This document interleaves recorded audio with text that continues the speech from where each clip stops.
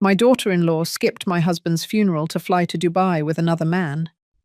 That day, my son looked me in the eyes and struck my face for telling him the truth. The sting of his hand was nothing compared to the crack in my heart. I thought grief had already taken everything from me, but I was wrong. There was still a darker plan unfolding in my own kitchen, one that would test the limits of a mother's strength and a woman's will to survive. It was a grey morning on the Oregon coast, the kind that makes the ocean look heavier than the sky. The church smelled faintly of salt and old wood, the pews polished from years of hands sliding along them. I stood at the front, looking out over faces that had known my husband for decades. Some smiled gently in memory, others looked down at their hands, but all had shown up to honour him. All but one. The chair in the front row, right beside my son Brian, was empty. I had known it would be. Still, when my eyes landed there, it hit me like a sudden drop in temperature. Marissa, my daughter-in-law, had sent me a brief message that morning. A ticket to Dubai had been booked weeks in advance. She would not be attending. I had read it twice, as if the words might change, but they did not. Brian sat stiff, his jaw tight, pretending not to notice the gap beside him. I kept my voice steady as I began to speak about my husband. I told the story of the first time we met, the way he used to laugh when the gulls would steal fries from the dockside cafe, the summer nights we spent walking the beach barefoot. My words floated into the air, but the space beside my son felt like it was swallowing all the warmth in the room. When the service ended, people came to hug me, pressing my hands, whispering their condolences. I felt their kindness, but also the curiosity in their glances toward that empty seat. Outside, the wind was sharp, the kind that pushes your breath back into your chest. I stood near the church steps, watching Brian shake hands with old family friends. He avoided my eyes, speaking quickly, then slipping away before I could say much. By the time I returned home, the tide was already turning. The house felt too still. My husband's jacket still hung on the hook by the door, his boots neatly lined up under the bench. I sat down at the kitchen table and stared at the grain of the wood, the same table where we had eaten nearly every meal for 45 years. The silence pressed in until I could hear the faint hum of the refrigerator. I thought about the years we had welcomed Marissa into our family, how I had given her a warm coat the first winter she moved here, taught her the secret to my husband's favourite chowder. I had believed she cared for him, even respected our life here. Yet she had chosen a trip with someone else over standing beside her husband to bury his father. The worst part was knowing the gossip would travel fast in our small coastal town. People would wonder why she had not been there, and some would already be making their own guesses. I wanted to believe there was some reason I did not yet understand, but the pit in my stomach told me otherwise. I made tea, but it cooled untouched on the counter. My hands felt cold even wrapped around the mug. I replayed the morning in my head, from the moment I walked into the church to the way Brian's eyes seemed to harden each time they met mine. I could not shake the feeling that something had shifted in a way that could not be undone. As the day faded, the ocean grew louder outside, waves striking the rocks with a rhythm that had been there long before me and would continue long after. I sat in the armchair by the window, looking at the strip of beach that had been ours for so many years. The tide was pulling out now, leaving behind pools of water that caught the last of the light. I told myself this was just the first day without him, and that tomorrow I would find a way to start again. But deep down, I sensed this was only the beginning of something heavier. The empty chair at the funeral was not just a seat someone had chosen to skip. It was a signal, one I could not yet fully read, but I knew it would come to mean far more than I wanted it to. Some stories in a family reveal themselves slowly, like the tide inching up the shore. Others arrive like a wave breaking all at once. I had a feeling I was about to face both. The evening after the funeral, the house felt heavier than it had all day. I moved through the rooms without turning on many lights, letting the dimness cover me. I heard Brian's car pull into the driveway, and for a brief moment, I thought he might have come to sit with me. When the door opened, he stayed standing near the threshold, his coat still on. I told him we needed to talk about Marissa. His eyes narrowed, a flash of irritation crossing his face. I said I knew she had gone to Dubai with another man. I said it quietly, not looking to start a fight, but unable to keep the truth to myself any longer. The silence between us stretched thin. His voice came out sharp, accusing me of trying to create problems in his marriage. He stepped closer, the space between us shrinking until I could see the anger in his jaw.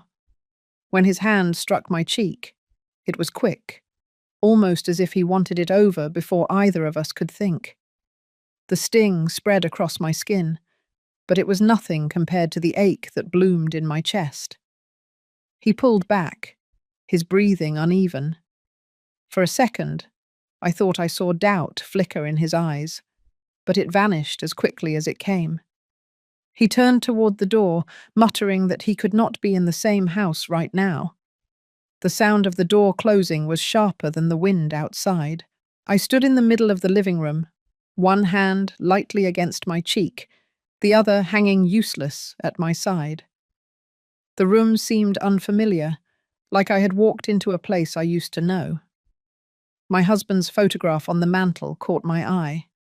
His smile, frozen in time, felt like it belonged to a life I could no longer reach. The night settled in, but I could not bring myself to draw the curtains. The street lamp outside cast a narrow beam across the floor, a reminder that the world kept moving even as mine had paused. I moved to the kitchen and poured a glass of water, but it tasted flat. I replayed the moment over and over, not just the strike itself, but the choice behind it. I had raised my son to face the truth, even when it hurt. Yet here he was, defending someone who had chosen absence over respect. I thought about the years I had stood by him, the nights I stayed awake waiting for him to come home as a teenager, the times I defended him when others judged. The refrigerator hummed in the corner. I sat at the table, tracing the pattern in the wood grain with my finger. I realized that what hurt most was not the physical act, but the confirmation that something had shifted in him. It was as if a wall had gone up and I was now on the outside. Hours passed before I finally moved to the bedroom. The sheets felt cold, and I lay awake staring at the ceiling, the faint sound of waves in the distance. I knew sleep would not come easily. My mind kept circling back to the empty chair that morning, the quiet tension in Brian's shoulders, the way his voice had hardened. Somewhere between the tide coming in and the wind rattling the windows, I understood that this was not a moment I could undo. Words, once spoken, could not be taken back. Actions, once made, could not be erased. When dawn began to creep through the blinds, I was still awake. The light revealed the faint red mark on my cheek, now dulled, but still present. I sat up slowly, feeling the stiffness in my neck. The day ahead seemed uncertain, but I knew one thing. I could not pretend nothing had happened. The balance in my family had shifted, and no amount of silence would return it to the way it was. I walked to the kitchen and looked out at the narrow strip of beach in the distance. The tide was low, revealing dark rocks and small pools left behind. It reminded me that what is hidden will eventually be uncovered, no matter how carefully it is kept beneath the surface. In that moment, I knew the events of last night were only the first sign of something far deeper, and it would be impossible to ignore for long. A week had passed since Brian left the house that night, and the silence inside had taken on a different weight.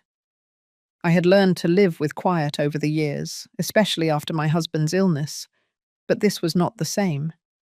This quiet carried an edge, like something unseen was moving under it. It was on a Tuesday afternoon when Marissa showed up unannounced.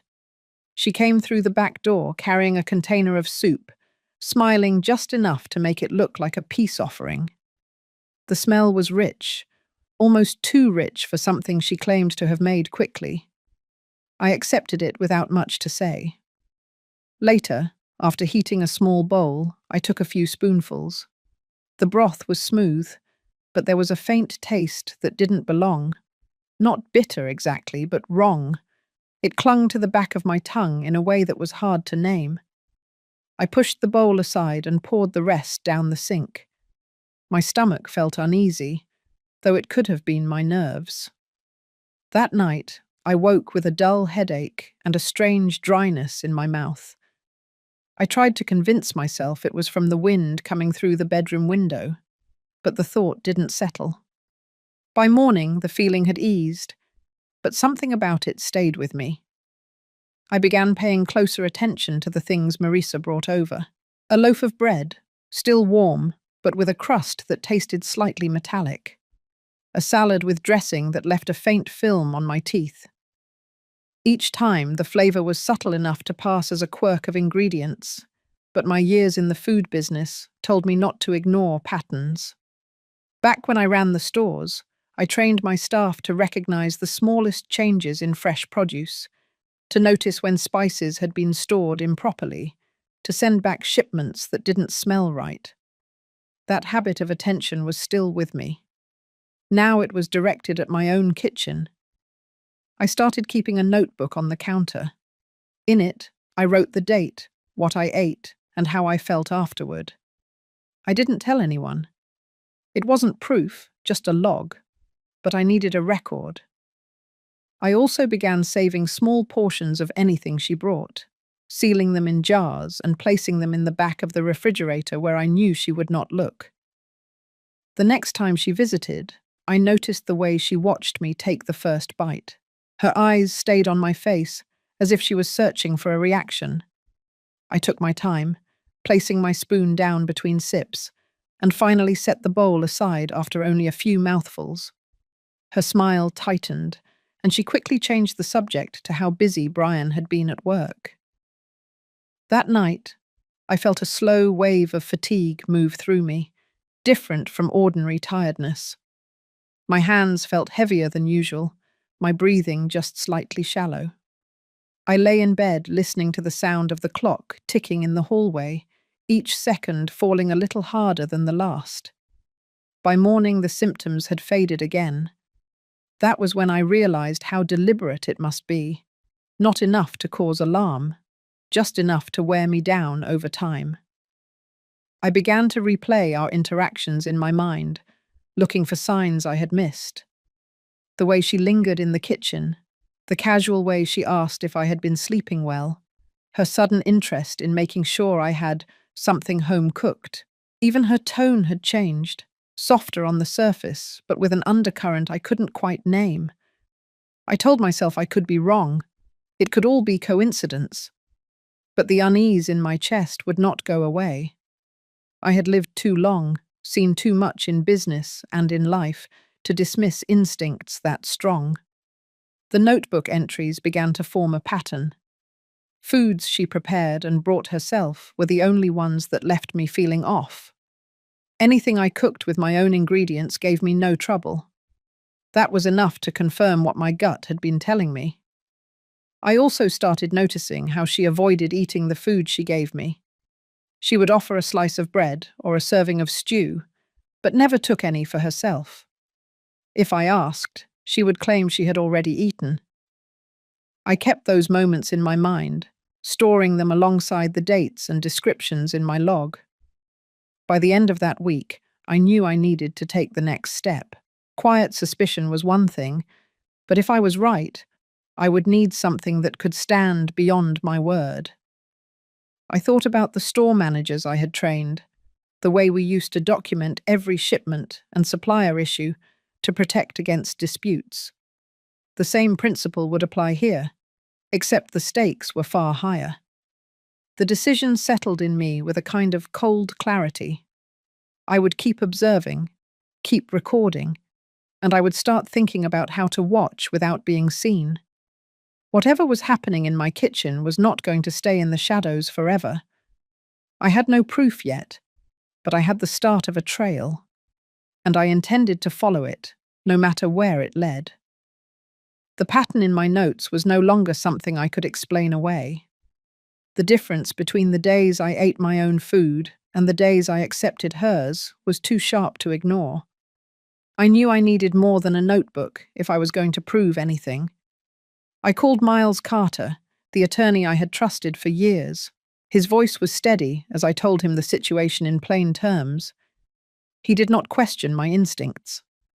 Instead, he explained what I could legally do inside my own home. Cameras in common areas, audio in spaces I owned, careful chain of custody if I planned to use any of it later. He spoke in the same calm, precise tone he used when walking me through property agreements, but this time his words carried a different weight. That afternoon, I met with a woman named Ava Tran in the back corner of a small coffee shop. Miles had recommended her, saying she handled discreet security work and understood how to stay within the law. Ava was quick, direct, and didn't waste words. She listened without interrupting, her eyes narrowing slightly when I mentioned the changes in my health. She opened a small black case on the table and showed me what she had brought. There was a camera no bigger than a button that could be hidden in a potted plant. Another was shaped like a motion detector, meant for a hallway. The audio devices were even smaller, meant to fit inside an outlet cover or the base of a lamp. She explained how they would store everything with timestamps, making it easier to match recordings to my notes. 2 days later, she came to the house just after sunrise. We walked each room together, deciding where to place the equipment. In the kitchen, she tucked a camera into the soil of the orchid by the window, the lens blending into the shadows of the leaves. A small audio device slid into the outlet by the counter where Marissa often set down her bags. In the living room, another camera faced the sofa, angled so it also caught part of the dining table. I paid Ava $8,500 in cash, pulling the bills from an envelope I had kept for emergencies. That money had been set aside to fix the roof before winter, but I figured a dry ceiling meant nothing if I could not protect myself. She left me with a small monitor I could keep in my bedroom, along with instructions on how to retrieve and save files. The first few days passed without incident. Marissa didn't come by, and I began to wonder if she had sensed a change. But on Friday afternoon, I saw her pull into the driveway from the small monitor screen. She was carrying a paper bag from a bakery 2 towns over, the kind that usually sold pastries and fresh bread. I sat in the living room as she came in, acting as if nothing had been wrong between us. She placed the bag on the counter, took out a loaf, and began slicing it. Through the orchid camera, I later saw her pause, glance toward the doorway, and slip something from her coat pocket into her hand before leaning over the cutting board. It was quick, practiced, and would have been invisible to anyone not looking for it. When she offered me a piece, I took it, but set it on a napkin instead of eating. I watched her eyes again. There was that same faint watchfulness, as if she was waiting for something to happen. I excused myself to the kitchen a few minutes later, wrapped the bread in foil, and slid a piece into one of the jars at the back of the refrigerator. That evening, I reviewed the footage. The moment she slipped her hand into her pocket was clear.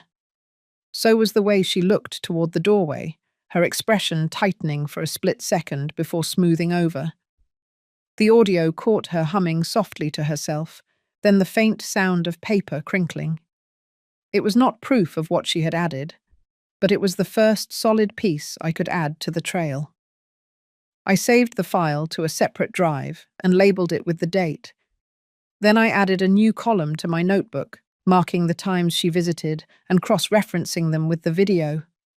Seeing it laid out like that made the pattern impossible to deny. Over the next week, I felt the atmosphere in the house shift. The quiet no longer felt empty. It felt like a net I had thrown over the space, one that she could not see. I still had no clear picture of her endgame, but for the first time since my suspicions began, I felt like I had moved a step ahead. The roof would have to wait. The cameras and the recordings had become my insurance now.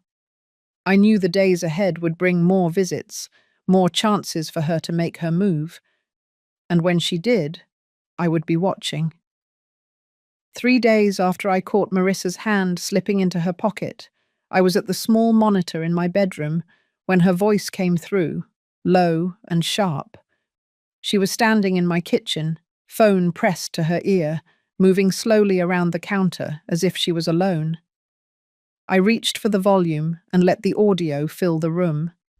The first words I heard were about me. She was telling someone that I would not last much longer, that Brian would come around once things settled, that everything would be easier when the house and accounts were free to be used. My hands tightened on the edge of the desk. Then I heard another voice on the line, deep and steady, familiar in a way that made my skin prickle. It took me only a moment to place it. 15 years earlier, that voice had filled my office, pitching a deal I had turned down without hesitation. Raymond Calloway. Back then, he had tried to buy the chain of stores I had built from nothing, and when I refused, his finances collapsed within the year. The papers called it a bad investment cycle. I had always suspected he blamed me for every dollar he lost. Now, hearing him talk with my daughter-in-law about splitting my estate made the old tension snap back into focus. His tone had not changed. Calm, assured, the way a man speaks when he thinks the outcome is already his. He told her to keep the process slow, that there was no rush as long as I seemed to be declining naturally. She agreed without hesitation. I played the recording again, this time listening for details. He mentioned a property in Arizona he planned to buy once the money came through. She brought up moving out of state, somewhere warm. They spoke about selling my house quickly, about liquidating accounts, even about how to handle the life insurance payout. It was not a conversation made in the heat of anger. It was organized, deliberate. When the call ended, Marissa lingered in the kitchen, checking the fridge, looking through the pantry. She moved like she was already in her own home. I sat still in my chair, the glow of the monitor casting my reflection back at me. That night, I pulled the old file box from the closet. Inside were documents from the years I ran the business, including correspondence from the failed deal with Calloway. I found the letter where I had formally declined his offer, along with notes I had taken after our last meeting. I remembered the way he had looked across the table, polite but cold, the way his jaw had tightened when I told him no. It occurred to me that this might not be just about money for him. This could be about erasing me, removing the reminder of a time he had been outmaneuvered by someone he underestimated. Marissa, with her willingness to play her part, was the perfect partner for him. I added the new audio file to my growing collection, labeling it with the date and a brief summary. My notebook now had a section marked for calls, each entry cross-referenced with timestamps from the recordings. The structure made me feel steadier, like each piece I gathered was another layer of protection. Over the next week, I kept the monitor close. Twice more, I heard his voice. Once discussing a bank account, once asking her if she had noticed any changes in my behavior. Each time, she reported calmly, like someone giving a status update on a project. I started to notice the rhythm of her visits. Midweek, usually in the afternoon, never when Brian was home, she came with something to eat or drink, always packaged in a way that suggested care. But the footage told a different story. Sometimes she would pause by the orchid, adjusting the leaves, not realizing she was inches from the camera lens. Other times she would take her phone calls by the kitchen window, where the microphone in the outlet caught every word. It was a strange kind of waiting, knowing the danger was real, but also knowing I was not powerless. The recordings gave me a kind of distance, letting me see her as she was when she thought no one was watching. One evening, I sat at the kitchen table after reviewing another clip and felt the shift in my own thinking. This was no longer about proving something to myself. It was about building a case that no one could ignore, not even Brian. The truth was no longer mine alone. It was becoming a set of files, dates, and voices that could stand on their own. Before bed, I took the envelope of cash I kept in my dresser and counted what was left after paying Ava. There was enough to keep the system running for months if I needed it. Enough to hold the line until I was ready for whatever came next. The wind outside had picked up, rattling the windows, but I felt anchored. For the first time since the empty chair at the funeral, I was not just reacting. I was preparing. The voice from my past had returned, but this time, I would be the one deciding how the story ended. The following week began with an unexpected knock at my back door. When I opened it, Marissa was standing there holding a covered casserole dish. She smiled, but there was no warmth in her eyes.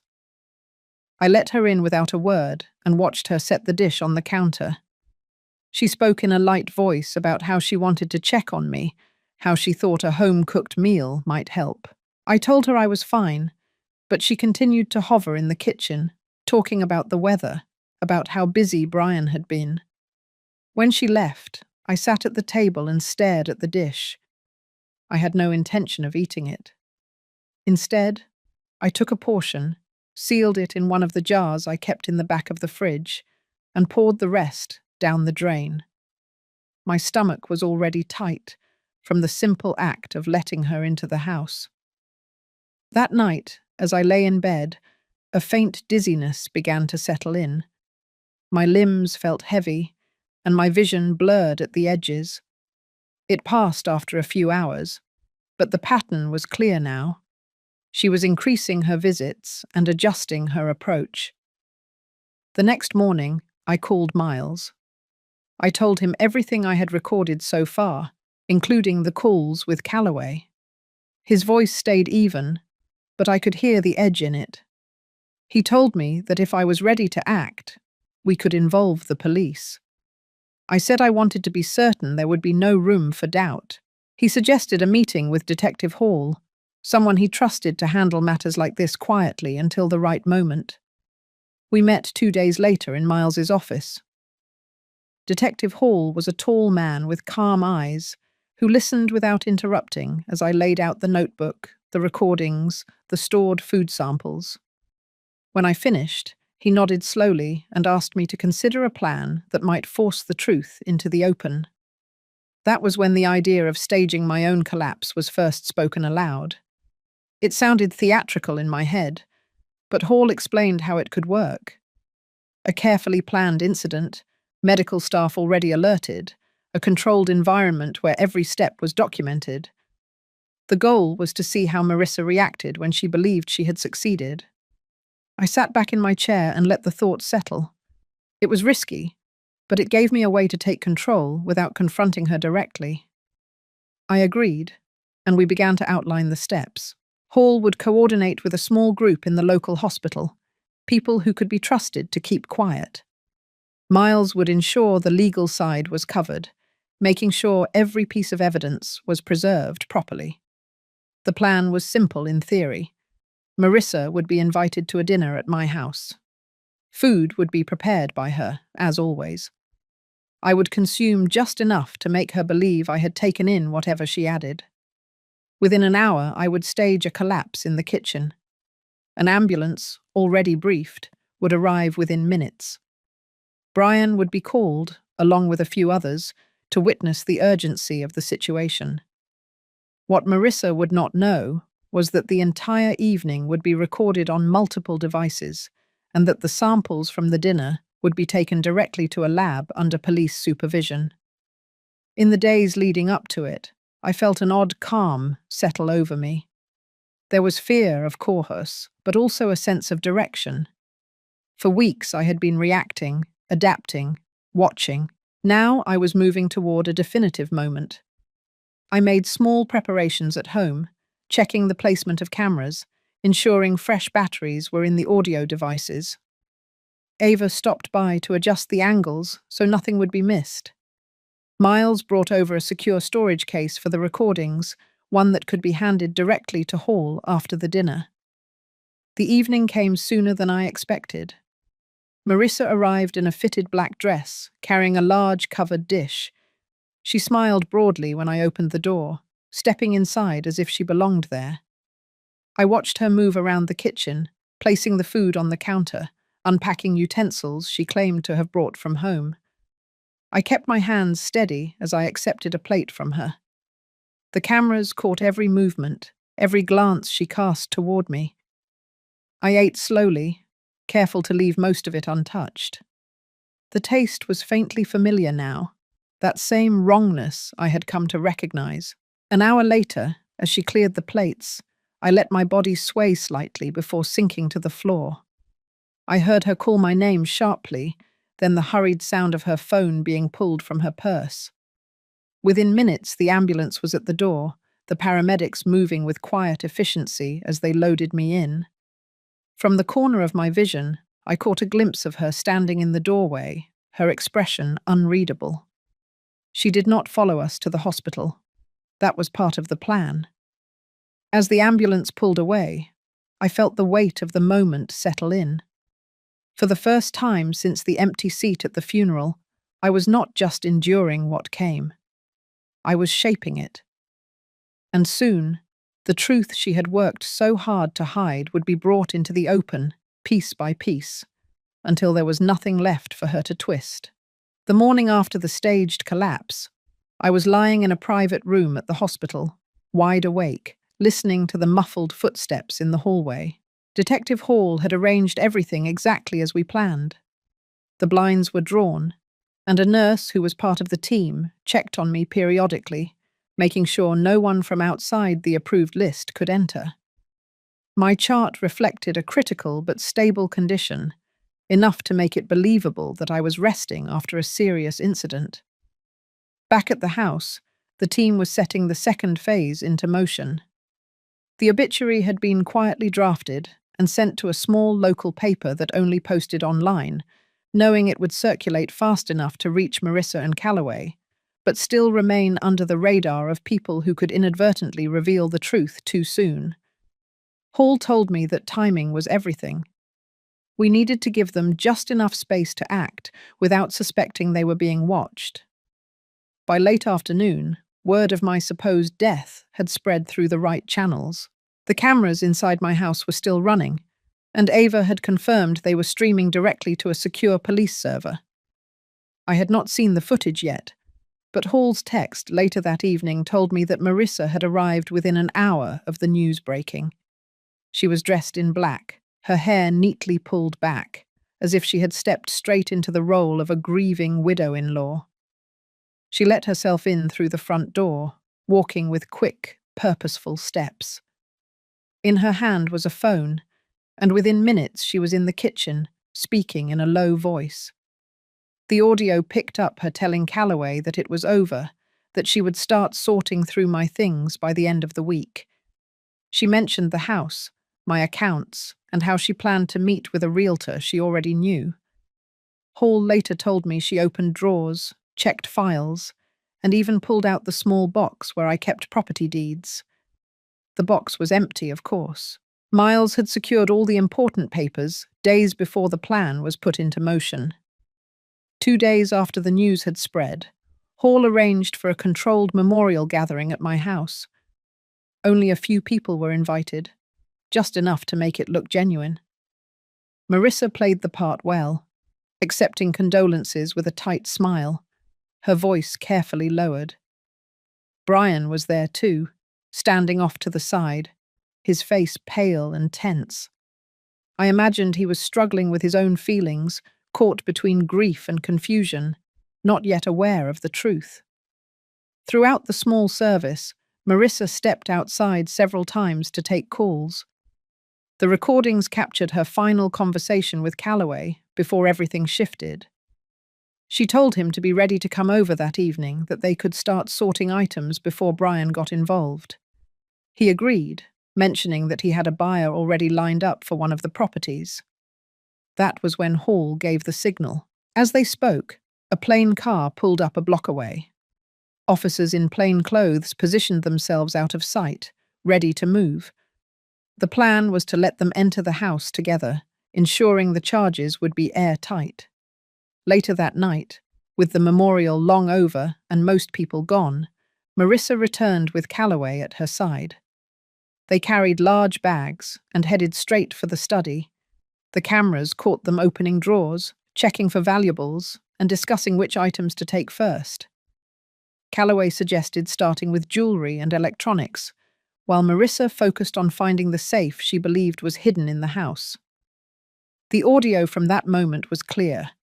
She told him she had been careful for months, adding small amounts so that no one would notice. She laughed when he asked if I had ever suspected. It was the kind of laugh that carried no hesitation, only certainty. That was when the front door opened, and the sound of footsteps filled the hallway. The officers moved in quickly, identifying themselves. Marissa's voice rose in protest, but the evidence was already in hand. Calloway froze, his face turning to stone as he realized the cameras were not just in the room, but throughout the house. Within minutes, both were in handcuffs, escorted out past the neighbors who had gathered after seeing the police cars. Hall made sure the files, the recordings, and the stored food samples were all documented and secured as part of the case. From the hospital, I received the news in a single call from Miles. His voice was calm, almost relieved. It was over. The months of suspicion, the careful logging of details, the quiet endurance, all of it had led to this point. I lay back against the pillow, the steady hum of the monitors around me, and let myself take one full breath without the weight that had been pressing on me for so long. The next morning, Hall visited me in person. He said the evidence was strong, that the charges would hold, and that there was no way for them to explain it away. I nodded, knowing that this was the moment the balance had finally shifted. I was no longer just the target in their plan. I was the reason it had collapsed. The following morning, the hospital felt quieter than usual. Sunlight pressed through the blinds in pale strips, catching on the edge of the chair where Detective Hall sat with a folder balanced on his knee. He laid it on the rolling table beside my bed and told me everything had been logged, sealed, and transferred to the district attorney's office. The audio, the video, the food samples, even the transcripts from their calls were now part of the official case. It was no longer a private battle. It was on record.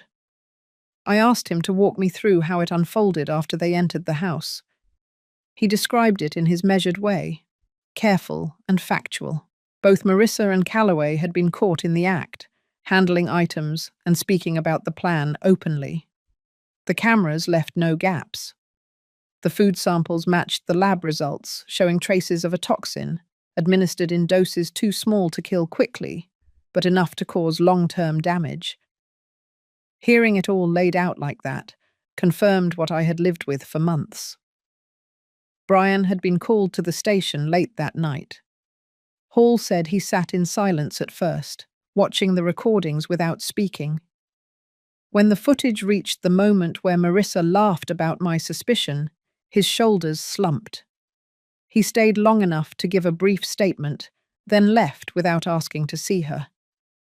Later that afternoon, Miles came to see me with a printed summary of the charges: attempted homicide, conspiracy to commit fraud, and theft in the first degree. The evidence was strong enough that both would be held without bail until their first court appearance. He also handed me an inventory of the items recovered from their bags that night: documents with my name on them, pieces of jewelry, even a small box of family photographs I kept in the bottom drawer of my desk. I signed the papers authorizing the return of my belongings and sat for a while with the box on my lap. Inside were photos from years ago, birthdays, vacations, a picture of Brian as a boy holding his father's hand on the pier. I wondered how something so simple could be part of the same pile as the evidence of their greed. By the end of the week, I was discharged from the hospital. Hall drove me home himself, making sure the locks had been changed and the cameras removed. The house felt both familiar and strange, as if it had been waiting for me, but was now marked by the memory of what had happened inside its walls. I walked through each room slowly, pausing in the kitchen where the orchid still sat by the window. Its leaves hid the small lens that had turned the tide. 2 days later, Hall arranged for me to watch the final compilation of footage. It played in sequence, from the first moments of Marissa entering my home weeks ago to the night they were arrested. The progression was stark. Her confidence growing, his voice more frequent, their conversations shifting from cautious to certain. Seeing it all in one thread made it impossible to mistake for anything but intent. I asked for a copy, not because I needed to relive it, but because I wanted to have the complete truth in my hands. For so long, the reality had been mine alone, hidden in quiet suspicion and private notes. Now it was undeniable, preserved in images and words that no one could twist. Brian came to the house the following evening. He stood in the doorway for a long moment before stepping inside. His voice was quieter than I remembered, and he spoke carefully, as if each word carried weight. He admitted that he had believed her, that he had chosen her side without asking questions. He did not try to excuse it. I listened, letting the words settle between us. We did not speak of forgiveness that night. It was too soon. But when he left, I noticed he had placed the photograph of him and his father back on the mantel. That was enough for now. The legal process would take months, Miles said. There would be hearings, motions, and the slow machinery of the court. I was prepared for that. What mattered was that the plan they had built so carefully had been broken open, not by confrontation or shouting, but by patience, by careful steps, and by refusing to look away when something was wrong. On the first quiet morning after their arrest, I stood at the kitchen window with a cup of tea. The sea was calm, the tide low, the air carrying the faint scent of salt. For the first time in a long while, the quiet in the house did not feel dangerous. It felt earned. The walls no longer held their voices, only mine. And I intended to keep it that way. The days after returning home were filled with a strange mix of stillness and movement. The house was quiet, yet my mind remained busy, sorting through everything that had happened. I found myself opening drawers, not to check for missing items, but to reclaim the sense that this space was mine again. The scent of the sea drifted in through the open windows, blending with the faint smell of fresh paint from where a few scuffed walls had been touched up. Detective Hall stopped by one morning with updates on the case. He said the district attorney was confident, given the weight of the evidence. Marissa's attorney had already requested a deal, but the charges were too severe and the proof too solid. Calloway, on the other hand, had refused to speak, his silence holding steady through every interview. Hall said the trial would likely happen within the year, and when it did, both would face the kind of sentencing that would keep them far from here for a long time. I listened, nodding slowly. It was the outcome I had worked toward, yet I felt no rush of victory. What I felt was something quieter, relief, tempered by the awareness of how close it had all come to succeeding. Brian came by more often now.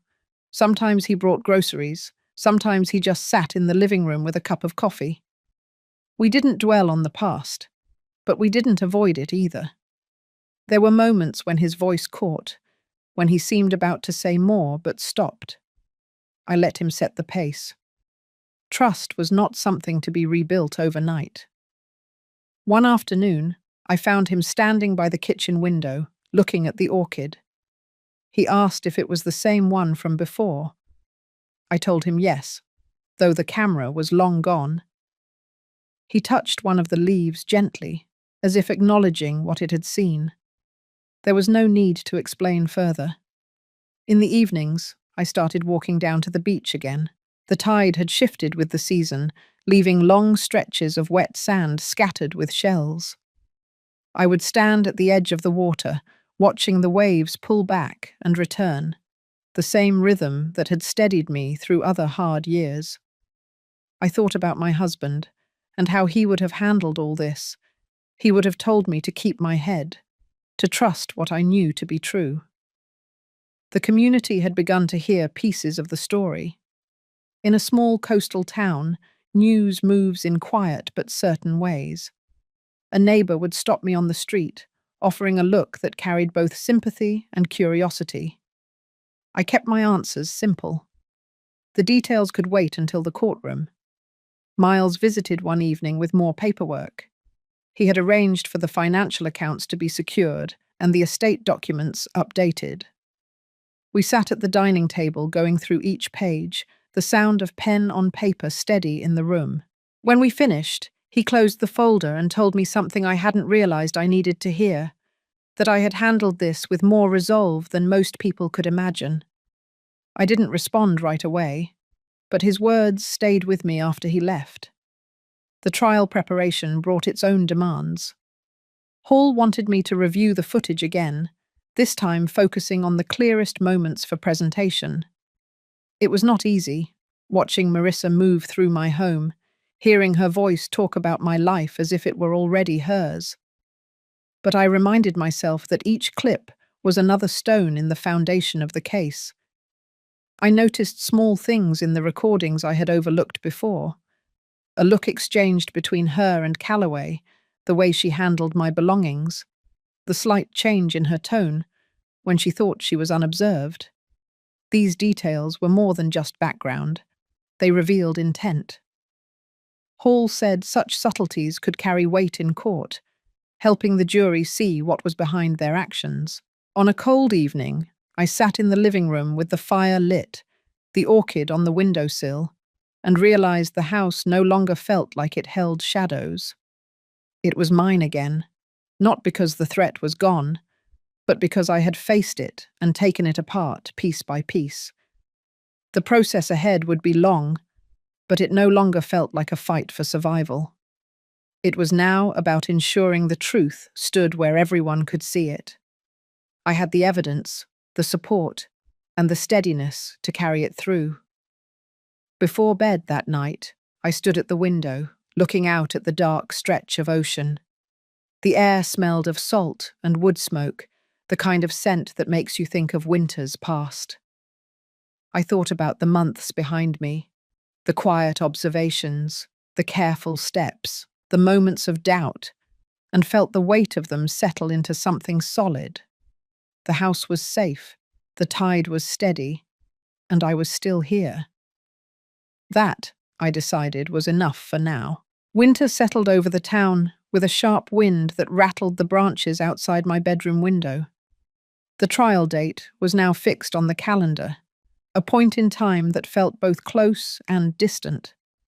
Each day seemed to stretch as preparations continued, yet the weeks slipped past faster than I expected. The case was no longer just in the hands of Detective Hall and Miles. The district attorney's team had taken the lead, building the narrative from the recordings, the food samples, and the financial evidence. I was called in for a series of meetings at the courthouse. The prosecutors wanted to hear my account in detail, making sure it aligned with the physical evidence. We sat in a small conference room with plain walls, the air faintly smelling of coffee from the machine in the hall. I spoke in the same steady voice I had used when recording my notes months earlier, describing each step as it happened. They listened closely, occasionally asking me to clarify timing or sequence. One of the assistant prosecutors explained how the case would likely unfold in court. First, The video footage would be introduced, showing Marissa and Calloway in the house. Then the audio recordings would play, each one tied to a timestamp and my written notes. Finally, the forensic evidence from the food samples would be presented, linking the toxins directly to meals she had prepared. They wanted the story to be airtight, leaving no space for doubt. At home, I found myself moving through the rooms differently now.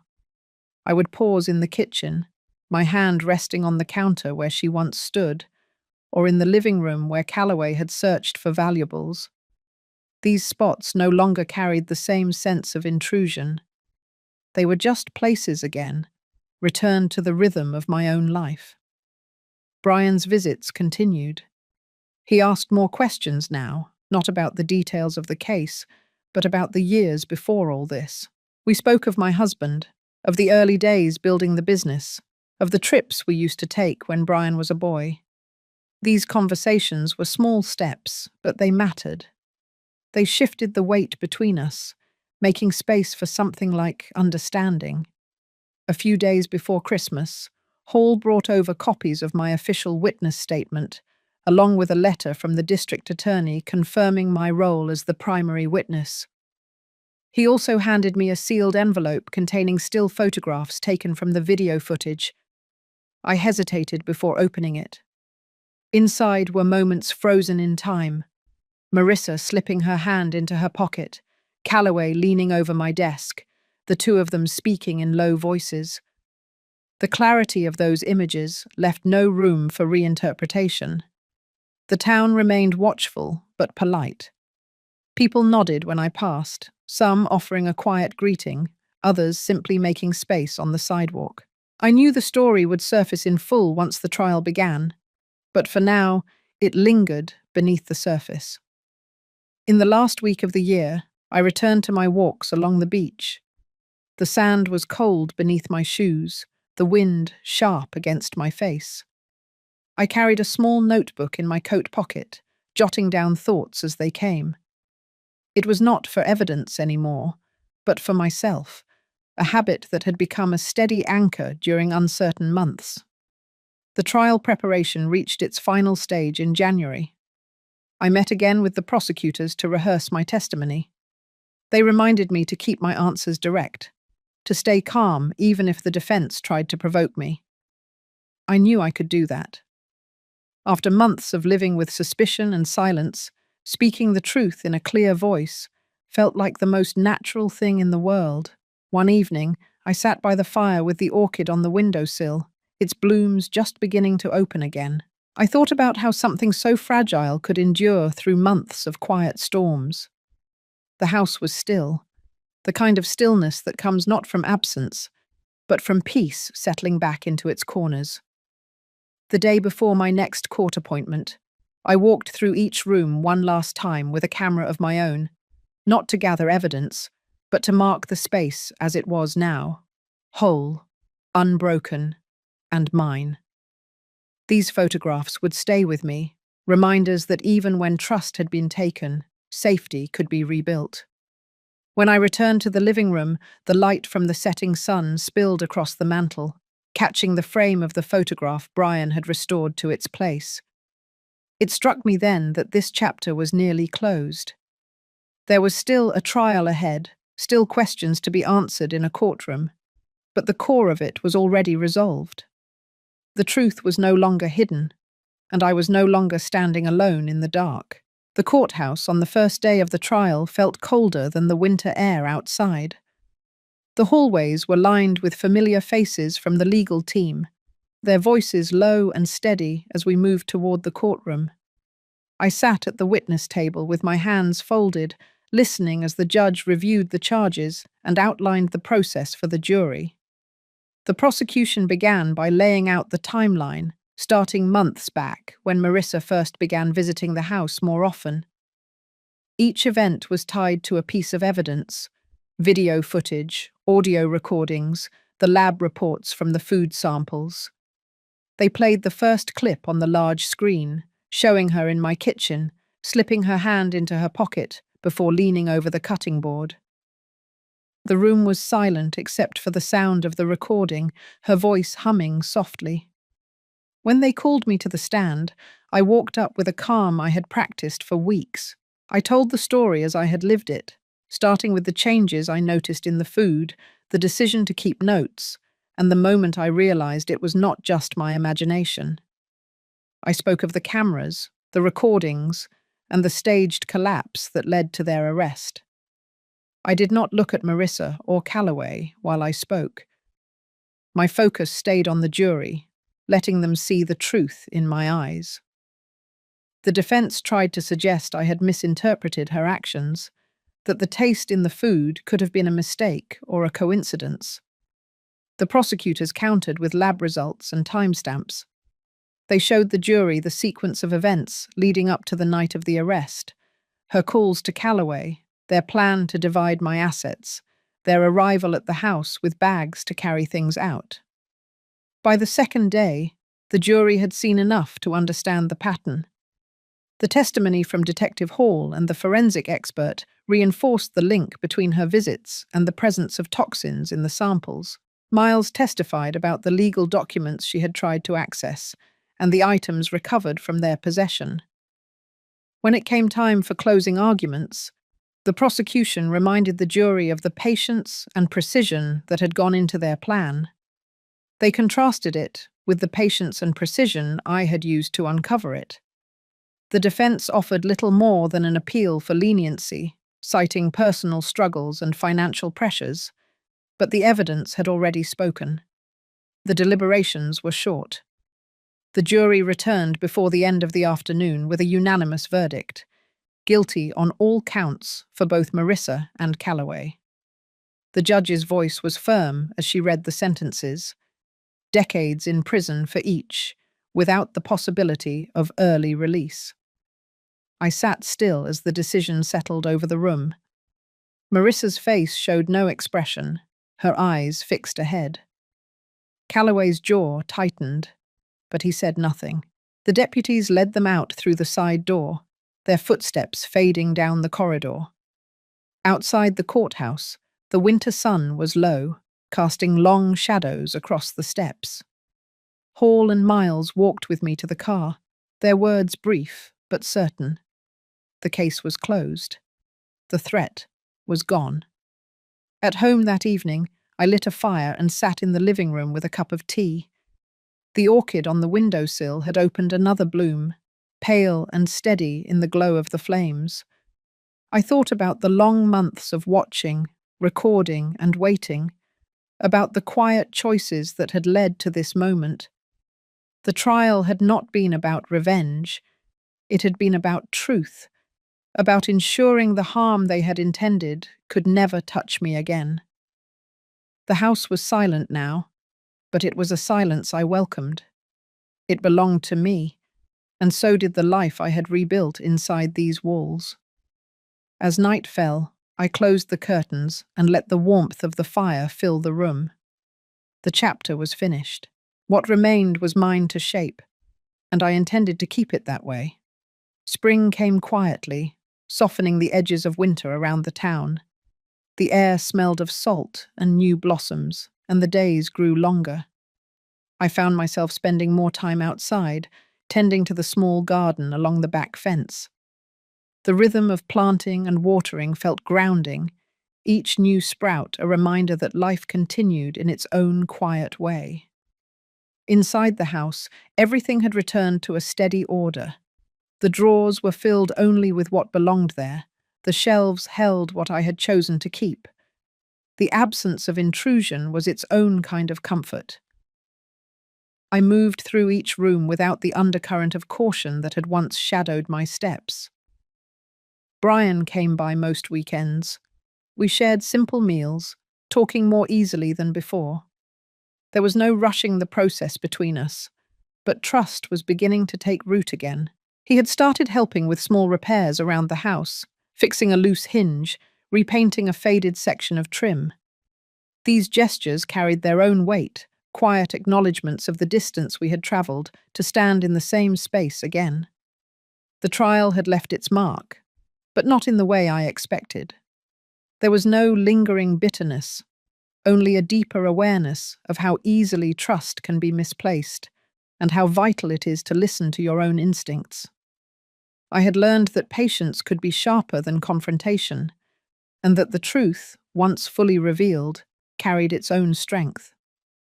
The orchid on the windowsill had grown taller, its blooms steady and full. I kept it there as a living reminder of the months when it had watched silently, capturing what I could not yet prove. Now it was simply part of the home again, no longer a tool, but a sign of endurance. I still walked the beach in the early mornings, watching the tide shift. The water's movement had always been a constant, long before all this began.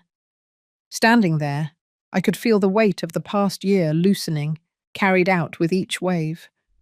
The horizon seemed wider now, not because it had changed, but because I had. In the evening, I lit the fire and let the house settle around me. The quiet was not empty. It was filled with the sound of my own footsteps, the rustle of turning pages, the faint hum of the kettle in the kitchen. I had taken back my home, my peace, and my voice. That was the ending I needed. The story had begun with loss and suspicion, but it ended with clarity. I knew now that survival was not just about enduring what comes, it was about shaping what remains. And as I closed the final page of this chapter in my life, I did so knowing that the walls around me held only what I chose to keep. If you've been through something that shook the foundation of your trust, you know how hard it can be to rebuild. My story is just one reminder that patience and persistence can uncover the truth without losing yourself along the way. If this story stayed with you, share your thoughts or a moment from your own life where you found the strength to stand your ground. And if you'd like to hear more stories like this one, stay with me for the next journey. Sometimes the quiet victories are the ones that change us the most.